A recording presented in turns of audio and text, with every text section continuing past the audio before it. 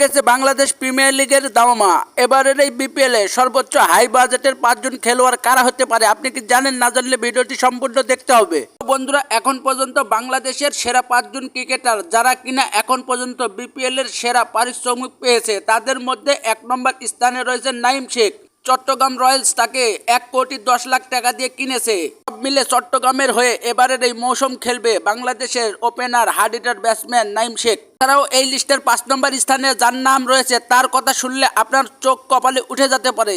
এই লিস্টে 2 নম্বর স্থানে রয়েছে বাংলাদেশের আরেক হার্ড হিটার ব্যাটসম্যান তৌহিদ হৃদয়কে 92 লাখ টাকা দিয়ে কিনে নিয়েছে রংপুর রাইডার্স।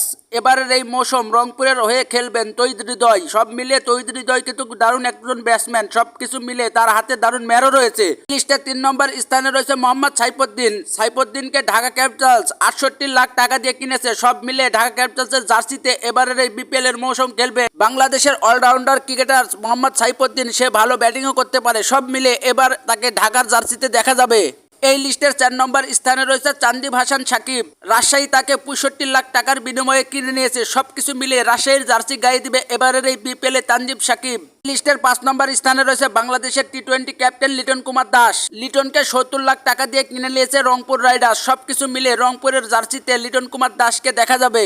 মিলে এবারের এই বিপিএল এ এখন পর্যন্ত এই 5 জনই দামি ক্রিকেটার। এছাড়াও 1 কোটির ঘরে বাংলাদেশের ব্যাটসম্যান হিসেবে নাইম শেখ রয়েছে। সে 1,10,00,000 সর্বোচ্চ পারিশ্রমিক পেয়েছে। বন্ধুরা, বিপিএল এর আরো খুঁটিনাটি আপডেট পেতে চ্যানেলটি সাবস্ক্রাইব করতে একেবারেই ভুলবেন না।